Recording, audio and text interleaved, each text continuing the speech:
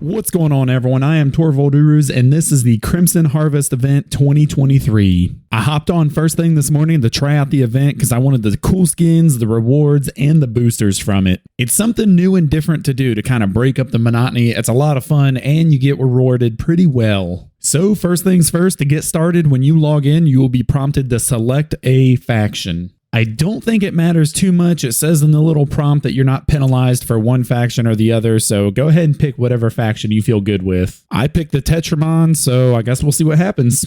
Now, once you pick a faction, you got to figure out what ship you're going to fly. Me, personally, I'm using the Loki for this event. I think typically people use Marauders in high sec. I'm just starting out in high sec, but eventually I want to do stuff in low sec, so I want something that's mobile and can get around. So here's the Loki I'm using. It's nice and cheap, it's maneuverable, I can switch up the fitting to travel around faster, and it worked pretty well in the first side I did. I thought about using a Vagabond like I did for the winter event last year, but I don't know, I was just feeling a Loki today. Now once you've got your ship and you're good to go, it's time to fly around and find some sites. If you choose the Order of the Tetramon, you're looking for Crimson Gauntlet combat sites. You don't have to scan them down, they'll pop up on your overview as something to warp to. And quick note, you can tell if a site is open by whether or not it's on your overview. If you warp to it and it pops up on your overview, that means you are the first person there. But remember, it can be contested. Someone can come in after you and take all of your loot. It's kind of hard to stop them, and whoever gets most damage on the battleship at the end gets the loot and the reward, so there's some room for shenanigans there.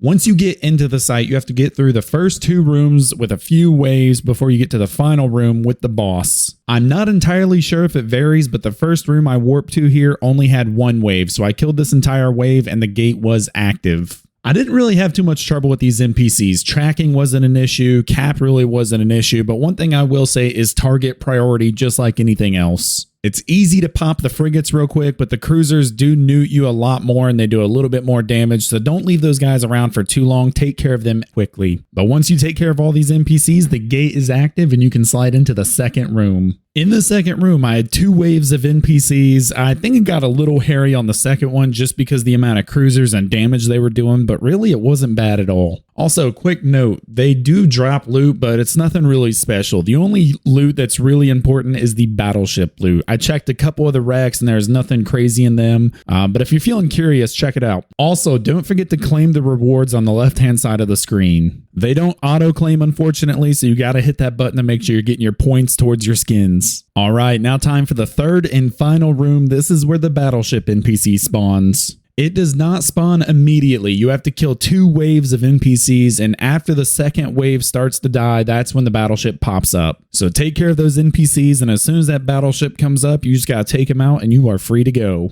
The battleship does web and newt you, so be aware of that. I just got a tight orbit on him, threw hail at him, and I didn't really struggle. My tank was holding up fine, my cap was holding up, so it was really not that hard. This is where the shenanigans from other players can come in. The battleship is the #1 priority, and whoever gets most damage on the battleship gets the loot and the reward.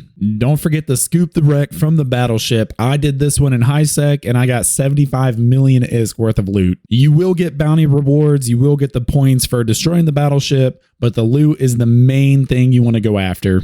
Again, watch out for other players. You got to be careful with high sec mechanics, suspect baiting, and all that kind of stuff. But that is the Crimson Harvest event in 2023. It's a great event, good rewards. It's something new and different to do, so definitely try it out. I imagine there's multiple different fits you can use for this. I was just using a Loki because I felt like it. Now, if you want to go for the really lucrative money, you want to go for the low sec or the Blood Raider NPC space. Those are going to be the harder, higher paying sites. Obviously, with risk comes a reward, and so if you want the higher reward, you got to risk it. But if you want a chill experience, there's nothing wrong with running them in high sec. You will run into other players as an issue, but it's a giant universe with lots of space and lots of sites, so move around a little bit, go find an area where there's not many other players and try it out. Hopefully you enjoy this video and you try it out for yourself. Let me know if you have any questions. I'll put the fit of this Loki in the description of the video below.